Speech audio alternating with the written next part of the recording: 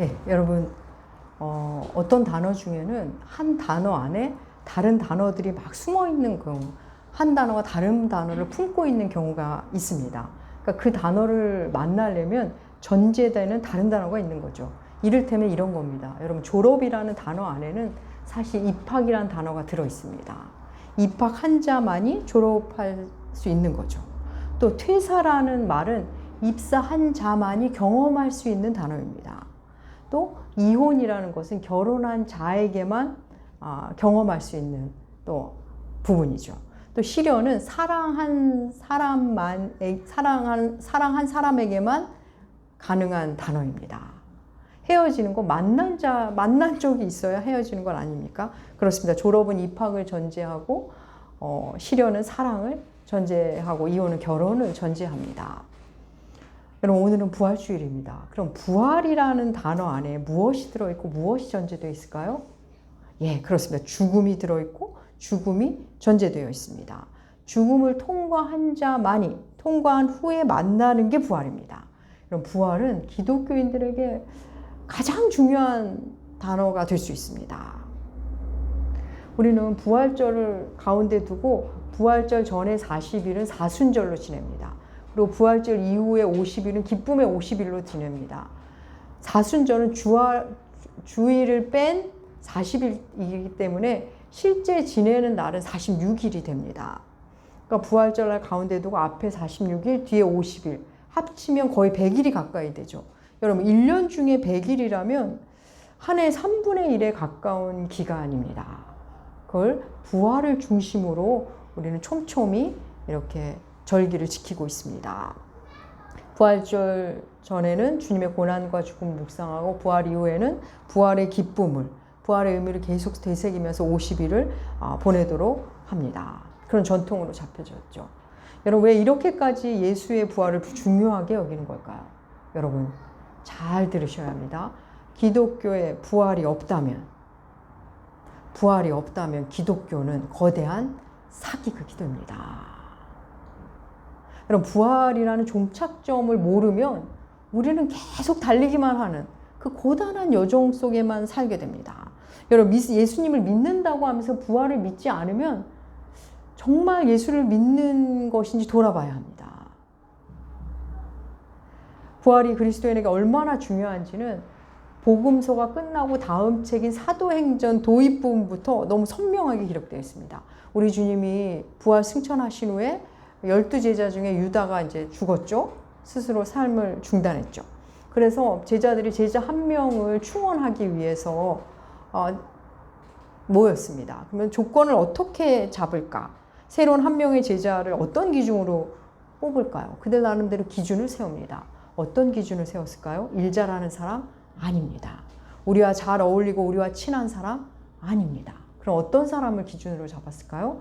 우리 볼까요? 사도행전 1장 22절 말씀입니다. 조건을 두 가지로 잡는데 사도행전 1장 22절 말씀 우리 함께 읽겠습니다. 항상 우리와 함께 다니던 사람 중에 하나를 세워 우리와 더불어 예수께서 부활하심을 증언할 사람이 되게 하여야 하리라 하거늘. 예.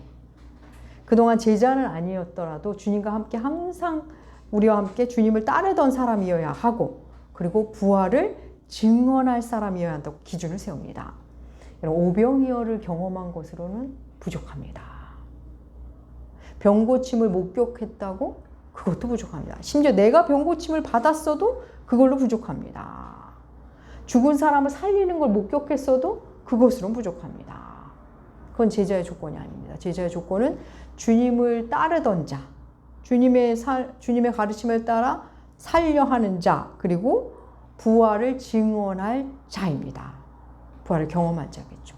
여러분, 부활은 그리스도에게 가장 중요한 사건, 최종적 사건입니다. 그렇다면 우리는 부활을 어떻게 전할 수 있을까요? 우리 주님 부활하셨습니다 하면서 계란을 나눠주면서 주님의 부활을 전할 수 있습니다. 그런데 여러분, 그렇게 해서 얼마나 부활이 전달될까요? 뭐 다른 이교도들도 뭐 자기네 행사하고 뭐 먹을 거 하면서 예를 들기 좀 그렇지만 부처님이 뭐 당신에게 대자 대비를 뭐 어쩌고 이렇게 전할 수 있지 않습니까? 그거 이상도 이하도 아닙니다.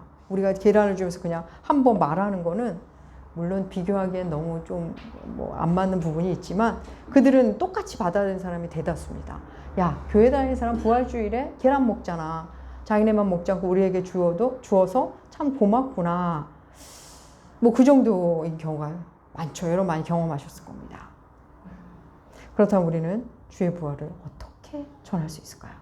먼저 여러분에게 묻겠습니다. 여러분 주님의 부활을 믿으십니까? 네. 과연 내가 주의 부활을 믿는지. 여러분 예수 믿는 사람에게 부활은 가장 중요한 사건, 종착점에 만나는 사건이라고 말씀드렸습니다. 우리 한번 고린도전서 오늘 본문 15장 17절과 18절 한번 읽어볼까요? 주보에도 실었습니다. 우리 함께 읽겠습니다. 그리스도께서 다시 살아나신 일이 없으면 우리의 믿음은 헛되고 너희가 여전히 죄 가운데 있을 것이요 또한 그리스도 안에서 잠자는 자도 망하였으니. 예, 성경은 명백히 말하죠. 주께서 부활하지 않았다면 너희의 믿음이 헛되다. 그리고 우리는 여전히 죄 가운데서 죄를 두려워하며 살고 있을 거라고. 또 예수 믿고 죽었다 하는 사람들도 그들도 역시 부활이 없다면 그냥 망한 거라고 성경이 말합니다. 여러분 이 말씀이 의미하는 바는 예수님은 정말 부활했다. 죽음, 우리가 그렇게 두려워하는 죽음을 이기고 부활하셨다. 부활이 없다면 우리 기독교인들 모두 꽝이다. 너의 믿음 모두 꽝이라는 말씀입니다. 여러분 어떠십니까? 여러분의 믿음 정말 부활을 믿는 믿음 맞습니까? 예수께서 죽음을 이기고 부활하셨다는 것이 정말 믿어지십니까? 정말 아멘이십니까? 예, 마음으로 아멘 하셨든 말로 아멘 하셨든 아멘 하신 분들에게 말씀드립니다. 여러분 우리들의 아멘은 언제든 삶으로 드러납니다. 나의 아멘은 언제든 내 존재로 드러납니다. 내가 진짜 믿고 있는지 믿는다고 믿고 싶은 건지 나도 모를 때가 있죠. 근데 내 삶을 가만히 들여다보면 그대로 내 믿음을 내가 볼 수 있습니다. 그럼 어떻게 나타나는지 볼까요? 주님의 부활을 믿지 못하는 자가 자신의 부활도 믿지 못하죠. 그런 사람의 특징은 이 땅의 삶이 전부로만 알고 삽니다. 우리 본문 읽어볼까요? 고린도전서 15장 19절 말씀. 우리 함께 읽겠습니다. 만일 그리스도 안에서 우리가 바라는 것이 다만 이 세상의 삶뿐이면 모든 사람 가운데 우리가 더욱 불쌍한 자니라. 예, 이 땅에서 삶이 끝나면 나도 끝나는 거야. 이렇게 사는 삶. 여러분 예수 안 믿는 사람은 이렇게 살 수 있습니다. 그냥 내가 죽으면 모두 끝이지. 그래서 이 땅에 살아있는 동안 잘 먹고 잘 살고 다음은 없어 하면 살 수 있습니다. 그들이 바라는 건 모두 이 땅의 것들입니다. 여러분 이 땅에 잘 먹고 잘 살고 건강하게 사는 것, 예, 그걸 위해 사는 것, 여러분 이게 잘 먹고 잘 살고 건강 너무나 중요합니다. 그걸 꿈꾸고 그걸 위해 힘쓰고 사는 것이 잘못된 거 전혀 아닙니다. 그런데 고린도전서가 말하는 것은 그거의 전부인 줄 알고 사는 것에 대해서 말하는 겁니다. 여러분 생각해 볼까요? 이 땅의 삶이 전부라면 억울한 인생 너무 많지 않습니까? 이 땅의 삶이 전부라면 여러분 하나님 정말 공평하신 분 맞을까요? 누군가는 요즘 말대로 금수저로 태어납니다. 태어나 보니 집안이 너무 좋고 얼굴도 너무 예쁘고 머리도 좋고 재능도 많고 그런가 하면 어떤 누군가는 흙수저로 태어나죠. 집도 너무 가난하고 후원해 주는 사람도 없고 머리도 좀 나쁘고 가진 재능도 없는 것 같고. 그래서 여러분 인생의 출발점이 다릅니다. 어떤 사람은 쟤는 저 앞에서 출발하고 나는 저 뒤에서 출발하는 것 같습니다. 이 땅의 삶이 전부라면 정말 하나님 공평하신 분 맞을까요? 출발선이 다른데. 여러분 이 땅의 삶은 주님 보시기에 심히 좋았더라 한 아름다운 부분이 구석구석 있습니다. 그런가 하면 이 땅의 삶은 예수님도 기도하지 않고서는 도무지 살아낼 수 없는 그런 부분이 있습니다. 기도하지 않고는 도무지 견뎌낼 수 없는 부분이 있습니다. 여러분 우리도 여러분 말씀대로 사는 게 힘겹지 않으신가요? 마냥 기쁘신가요? 여러분 얼마나 말씀대로 살아보려 하면 이게 얼마나 힘든지를 만나시게 될 겁니다. 그런데 이 땅이 전부라니 부활이 없다면 저는 여러분 너무너무 못 견딜 것 같습니다. 그런 신앙이라면 그 믿을 이유가 없을 것 같습니다. 여러분 초대교회 성도들은 자신들이 픽박받고 그렇게 고통받았어도 그 삶이 전부가 아님을 알았기에 믿음을 지킬 수 있었습니다. 이 땅의 삶이 전부가 아님을 믿었기에 죽음 앞에서도 찬양하며 죽음 앞에 있었던 겁니다. 여러분, 부활이 없다면 그저 계속 달리기만 하는 종착점이 없는 서글픈 인생이 됩니다. 여러분, 이 땅의 삶이 전부가 아님을 아는 사람, 난 그렇게 알고 있는데 머리로는 그렇게 하고 말로 그렇게 하는데 삶이 그러지 않을 수 있겠죠. 여러분, 내가 정말 이 땅의 삶이 전부가 아니라는 걸 알고 믿고 부활을 믿고 사는가, 이걸 내가 알 수 있습니다. 언제 알 수 있을까요? 여러분, 내가 열심히 주의 이름으로 성실히 정직하게 열심히 삶을 살다가 내 삶대로 안 돼, 내 생각대로 안 됐을 때, 내 애씀의 결과가 그대로 나오지 않을 때, 그때 우리는 드러납니다. 내가 부활을 믿는 자인지. 내 원대로 내가 그렇게 했는데 결과가 안 좋을 때 이 생이 끝날 것처럼 살지 않습니다. 누가 나 아프게 했다고 그와 원수가 되고 등지며 살지 않습니다. 왜요? 이 땅의 삶이 전부가 아닌 걸 알아버렸기 때문에. 반대도 마찬가지입니다. 내가 원하는 대로 되고 내가 원하는 것보다 더 잘 되고 이른바 일이 잘 되고 복이 막 터지고 사람들이 부러워할 때, 그때 목이 고다지지 않습니다. 왜요? 이 땅의 삶이 전부가 아님을 알아버렸기 때문에. 이것으로 내가 이 땅을 엉터리로 살면 그 이후에 더 큰 아픔이 있다는 것을 알아버렸기 때문에 그렇습니다. 그래서 여러분, 이 땅의 삶이 전부가 아닌 걸 아는 사람은 내가 원하는 걸 하나님께 기도해서 하나님이 들어주시면 감사하고, 안 들어주시면 아직 안 들어주실 이유가 있나 보다, 뭔가 나를 보호하시나 보다 받아들이게 됩니다. 왜요? 이 땅의 삶이 전부가 아님을 알아버렸기 때문에. 이 땅의 삶은 모두 과정이라는 것, 모두 다 필요한 과정이라는 것을 받아들이는 겁니다. 고린도전서 15장 19절 말씀은 만일 그리스도 안에서 우리가 바라는 것이 이 세상 삶일 뿐이면 모든 사람 가운데 우리가 가장 더욱 불쌍한 자라 말씀하죠. 여러분은 과연 무엇을 바라며 살고 계십니까? 여러분이 지금 원하는 것, 구하는 것, 바라는 것을 보면 여러분이 누구인지, 무엇인지 알 수 있습니다. 나름 주 안에서 바란다고 하는 것들이 다 이 땅의 삶에 대한 것뿐이라면 여러분, 우리는 어쩌면 부활을 믿지 못하는 사람일 수 있습니다. 제가 중학교 때로 기억됩니다. 교회에서 부흥회를 해서 정말 열심히 참여했습니다. 근데 부흥회 내용은 지금 하나도 기억은 안 나는데 그 부흥 강사님이 그런 말씀을 하셨습니다. 자기가 그렇게 부흥회를 다녀보고 많은 성도들을 만나봤지만 그때가 아마 새벽 시간에 했던 부흥회 시간이었던 걸로 기억합니다. 새벽에 나와서 예수님을 닮고 싶다고 기도하는 사람, 예수님 닮고 싶어서 기도하기 위해 새벽 기도하는 사람은 한 명도 못 봤답니다. 어린 마음에 그 말씀을 듣고 난 저런 기도 제목으로 저런 기도를 하고 싶다는 생각이 들었습니다. 그 당시에 저의 마음의 기도 제목은 온통 가족 구원에 대한 기도 제목이었습니다. 물론 이제 소소한 가족의 갈등이나 이런 거에서 기도를 했지만 궁극은 우리 가족이 다 예수님이 믿기를, 또 안 믿는 내 친구들이 교회 다니기를, 그 정도의 기도를 했는데 그 이후에 그분의 말씀을 듣고 나서 나는 주님을 닮게 해달라고 새벽 기도 다니는 사람이 되고 싶다, 이런 소망을 갖기 시작했습니다. 사랑하는 여러분, 바다가 있는 걸 아는데, 바다를 내가 보고 왔는데, 내 아버지가 그 바다의 주인이신데 그냥 저수지 조그만 거 하나 갖겠다고 피 터지게 싸우지 않습니다.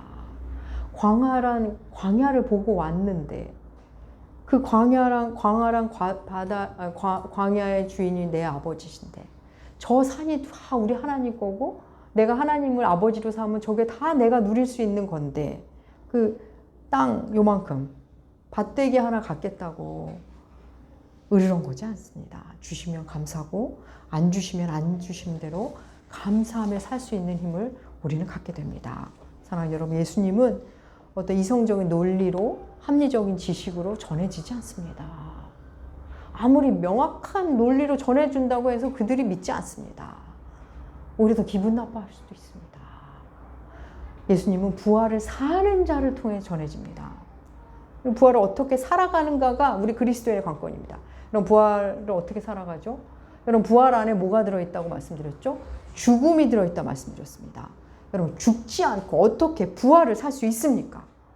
교회에서 예수님 부활하셨고 당신도 부활하고 내가 새로운 피조물이 되고 왜 나는 왜 그게 일이 안 일어나지? 나에게는 왜 이런 일이 안 일어나지? 예, 죽지 않아서 안 일어나는 겁니다. 유명한 그 주일학교 이야기 있지 않습니까? 선생님이 아이들에게 어떻게 하면 천국 갑니까? 아마 선생님은 예수 믿으면 천국 가요. 요 대답을 기대했던 것 같습니다. 근데 한 아이가 죽어야 천국 갑니다. 네, 너무 유명한 이야기죠. 너무나 기가 막힌 답변 아닙니까? 네, 그렇습니다. 죽어야 천국 갑니다. 예수 믿는다는 것은 그래서 우리가 죽는 겁니다. 여러분 죽음 너무 두렵죠. 그 물리적 죽음 우리는 큰 공포를 느낍니다. 누구나. 죄값이기 때문에 죽음 자체를 누구나 다 두려워합니다. 근데 그 죽음을 우리가 살아서 죽을 수 있죠. 내 자아가 죽을 때, 때로는 내 취향이 죽고, 내 생각을 죽을 때, 내 계획이 죽을 때, 내 성질이 죽을 때, 그때 우리는 새롭게 태어납니다. 그때 우리는 산 재물이 되는 겁니다. 여러분 이 땅에서 부활을 경험한 사람이 죽음 후에 물리적 죽음 이후의 부활을 기대하며 꿈꾸기 시작합니다. 그때 겨우 이제 그런 일이 시작되는 겁니다. 그럼 사도 바울 이런 고백합니다. 고린도전서 15장 31절 말씀 주보에 실었습니다. 우리 함께 읽겠습니다.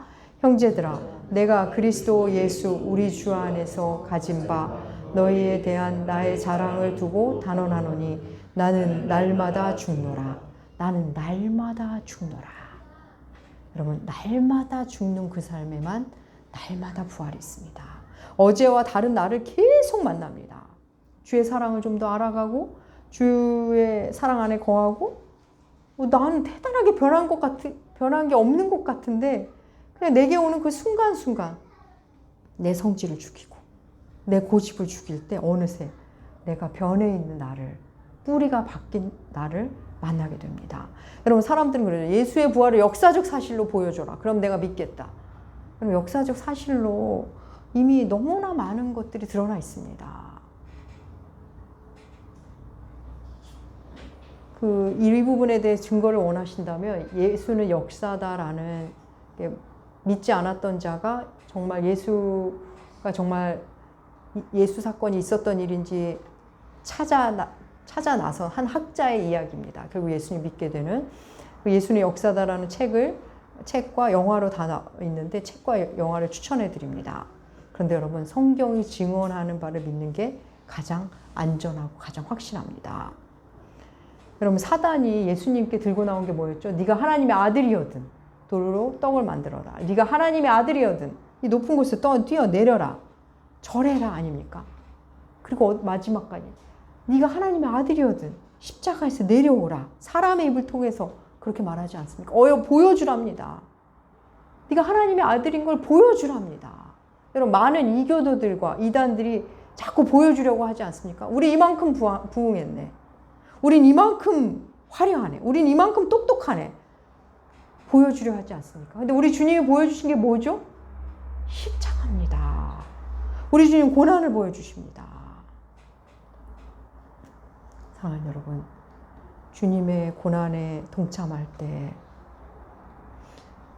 우리 주님 때문에 성질 한번 죽이고 우리 주님 때문에 쾌락 한번 죽이고 우리 주님 때문에 한번 양보하고 우리 주님 때문에 한 번 더 사과하고 한 번 더 용서하고 한 번 더 침묵하고 그럼 그게 진짜 부활한 자의 삶입니다.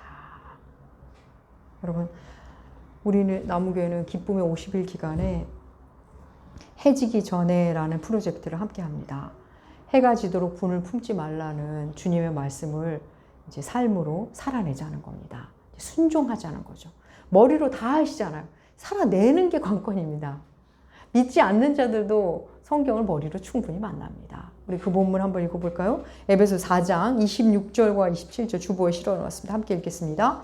분을 내어도 죄를 짓지 말며 해가 지도록 분을 품지 말고 마귀에게 틈을 주지 말라. 예, 분을 내어도 죄 짓지 말고 죄 노. 해가 지도록 분을 품지 말고 분 노. 마귀에게 틈을 주지 마라. 틈, no. 여러분, 화 낼 수 있습니다. 화 나면 화 낼 수 있죠. 근데 그 다음이 문제입니다. 서운할 수 있습니다. 그 다음이 문제입니다. 어떻게 하라고요? 해지기 전에 해결하는 겁니다. 뭘 해결하는? 내 마음을 해결하는 겁니다. 내 마음을. 그 화난 마음, 서운한 마음을 품고 다음 날로 이어지면 어떻게 되는 줄 아십니까? 우리가 일어나서도 그 화와 내 서운함에 자꾸 물을 주고 버름을 줍니다. 그래서 원래 크기보다 자꾸 자기가 키우고 있습니다. 그러면 그 틈을 타고 마귀가 들어옵니다. 불화를 촉진합니다. 아니, 이미 마귀가 그 틈으로 들어가고 있는 겁니다. 내 안에서 활동하는 겁니다. 사랑하는 여러분, 해지기 전에, 최소한 잠자리 들기 전에 하루의 화를 털어내는 일, 우리 할 수 있습니다. 우리에게는, 예수 믿는 우리에게 성령이 내 안에 계시면 그 힘이 있습니다. 근데 내가 기어이 성령을 누르는 겁니다. 여러분 경험하시죠? 하나님, 내가 막 화났을 때 하나님의 말씀 떠오르게 하시는 거 이미 많이 경험하셨을걸요? 근데 내가 그걸 묵살하는 겁니다. 우리 그 힘이 있는데 내가 그 힘을 안 사용하는 겁니다. 여러분 이번에 한번 해보십시오. 성질 한번 죽이고, 취향 한번 죽이고, 욕심 한번 죽이고, 그러면서 내가 죽는 겁니다. 여러분 화가 많은 사람은 아직 자아가 딱딱한 사람입니다. 그런 사람, 다른 사람을 훈련시키는 악역으로 사용될 뿐입니다. 다른 사람은 그 사람 때는 성장할지 몰라도 본인은 자꾸 퇴보합니다. 이번 기쁨의 50일 기간 동안 잠자리 들기 전에, 해지기 전에 말씀 안에서 화를 녹이는 일, 그 일을 할 때 여러분은 여러분도 모르는 사이에 부활의 자리로 가게 될 것입니다. 사랑하는 여러분, 부활은 단순한 환생이 아닙니다. 이교도들이 말하는 환생이 아닙니다. 부활을 향하는 죽음은 십자가 죽음, 고난을 통과한 죽음입니다. 부활이 없다면 기독교는 거대한 사기극입니다. 여러분이 살아서 부활을 경험하지 못하면 아직 예수님을 만나지 못한 걸 수도 있습니다. 여러분의 신앙을 점검해 보셔야 합니다. 여러분 아무리 대단한 오케스트라와 합창단이 대단한 엄청난 광장에서 부활 찬양을 한다고 해도, 하나님 부활하셨어 아무리 여기저기 외치고 다녀도, 제 아무리 부활의 역사적 현장 속에 다녀왔다 해도 내가 주의 고난 속에 들어가서 죽지 않는다면 나는 부활과 상관없는 사람이 됩니다. 주님 때문에 사랑을 선택하지 않으면, 사랑하느라 죽어본 적이 없다면, 예수님을 사랑하기 때문에 나의 성질을 죽여본 적이 없는 사람은 여전히 부활과 상관없는 삶 살게 됩니다. 마찬가지로 내가 어떤 이유로 부활절을 따로 지키지 못한다 해도, 따로 멋들어지게 부활 찬양을 올려드리지 못해도, 내 삶의 자리에서 주님 때문에 내가 죽어본 경험이 있는 사람, 사랑의 이름으로 십자가를 지어본 경험이 있는 사람은 여러분 날마다 부활합니다. 여러분 연예인 이효리 씨 다 아실 겁니다. 이효리 씨가 이런 말을 했더라고요. 자기 인생에서 원하는 게 있는데 진짜 사랑을 해보는 걸 자기가 원한답니다. 지금껏 자기는 누군가를 진짜 사랑해본 적이 없다면서 진짜 사랑을 하면 어떨지 궁금하다고, 자기는 인생에서 정말 누군가를 진짜 사랑해보는 게 꿈이라고 말하는 걸 보았습니다. 여러분 이효리 씨가 정말 사랑을 안 해봤을까요? 사랑해서 결혼하신 거 아닐까요? 팬들의 사랑도 많이 받았고 자기도 사랑하는 사람 있었겠죠. 근데 왜 이런 말을 했을까요? 모르긴 몰라도 그는 자기의 사랑이 얼마나 얄팍한지를 만난 것 같습니다. 자기가 받는 사람, 자기가 하는 사랑이 모두 조건부 사랑이라는 것. 자기가 외모 때문에, 어떤 재능 때문에 받는 사랑, 자기 역시 어떤 이익에 관련돼서 누구에게 마음을 줬다는 것을 아마 발견한 것 같습니다. 사랑하는 여러분, 우리가 사랑해서 다 결혼하죠. 근데 결혼하고 나서 내 사랑이 얼마나 얄팍한 사랑인지 놀라게 됩니다. 근데 그걸 가지고 놀라야 되는데 상대방이 이상하다고 이거 잘못된 겁니다. 내 사랑이 이렇게밖에 안 되는 거를 좀 놀라셨으면 좋겠습니다. 자녀를 낳고 자녀를 사랑하죠. 근데 이 역시도 마음 같지 않죠. 그러면서 한 존재를 사랑한다는 게 얼마나 힘든 건지 우리 또 만납니다. 내가 한다는 사랑이 상황에 의해 좌우되고 상대의 어떠함에 의해 좌우된다는 것, 여러분 꼭 만나시면 좋겠습니다. 내 사랑이 이렇게 형편없구나. 사랑이 나로부터 나오지 않고 상대의 어떠함, 사랑받을 만한 사람만 사랑하려고 하는 나를 발견하실 겁니다. 우리가 상대의 어떤 모습에 따라 미움과 사랑을 오고 간다는 걸 꼭 만나시면 좋겠습니다. 사랑하는 여러분, 우리가 죽은 만큼밖에 사랑하지 못합니다. 나를 고수하면서 하는 사랑, 내가 죽지 않고 하는 사랑은 결국 상대를 죽입니다. 상대는 그걸로 성숙하지만 나는 더 이상 성장하지 않습니다. 그럼 이 땅에서의 부활은 결국 얼마나 잘 사랑하며 사는가입니다. 내가 죽은 만큼밖에 사랑하지 못합니다. 내가 죽은 만큼밖에 새 사람이 되지 못하고 그만큼밖에 사랑하지 못합니다. 사랑하는 여러분, 우리 오늘은 주의 부활하심을 기뻐하며 지키는 부활주일입니다. 여러분, 부활은 하나님의 소관입니다. 우리의 할 일은 죽는 겁니다. 내가 죽으면 그 이유는 하나님이 알아서 하십니다. 내가 부활해야지 그런다고 부활이 일어나자. 우리는 죽는 게 우리의 일입니다. 그러면 부활은 주님이 알아서 하십니다. 주님이 살리시고 주님이 새로이 창조해 가십니다. 우리의 몫은 그것을 믿고 십자가를 지는 삶입니다. 내가 육체 가운데 사는 것은 나를 사랑하사 나를 위하여 자기 자신을 버리시 하나님의 아들을 믿는 믿음 안에 사는 것, 그게 바로 부활의 삶입니다. 사랑하는 남무교회 교회 여러분, 날마다 죽는 삶을 선택하십시오. 그러면 내가 얼마나 새로운 피조물로 사는지, 부활이 내 존재 안에 스며들은지를 만나게 되실 겁니다. 갈라디아서 2장 20절 우리 다 암송하죠. 앞부분은 십자가의 삶이고 후반부, 이제 내가 육체 가운데 그 이유는 부활의 삶입니다. 이제 우리 마지막으로 갈라디아서 2장 20절을 함께 큰 소리로 낭독하면서 말씀을 마칠 건데, 여러분, 이 땅에서 매일매일 죽음을 선택하고 그리고 부활의 삶을 살아가게 될 것을 기대하는 마음으로 선포하십시오. 여러분의 귀에 들리도록 여러분의 자아에게 선포하는 마음으로 큰 목소리로 우리 함께 갈라디아서 2장 20절 주보에도 실어 놓았습니다. 우리 함께 선포하겠습니다. 내가 그리스도와 함께 십자가에 못 박혔나니 그런즉 이제는 내가 사는 것이 아니요 오직 내 안에 그리스도께서 사시는 것이라. 이제 내가 육체 가운데 사는 것은 나를 사랑하사 나를 위하여 자기 자신을 버리신 하나님의 아들을 믿는 믿음 안에서 사는 것이라. 아멘. 기도하겠습니다. 하나님, 우리 아버지, 십자가에 죽으신 주님을 그리워합니다. 그 주님을 깊이 사랑해서 그 사랑에 깊이 감복하여 주와 함께 날마다 죽는 삶을 살게 하여 주시옵소서. 그렇게 주님을 사랑했을 뿐인데, 주님과 함께 죽었을 뿐인데 어느새 부활의 삶을 사는 우리들, 우리 공동체, 남무교회, 우리 가정 되게 하여 주시옵소서. 감사드리며 존귀하신 예수님의 이름으로 기도합니다. 아멘. 아멘. 아멘. 아멘.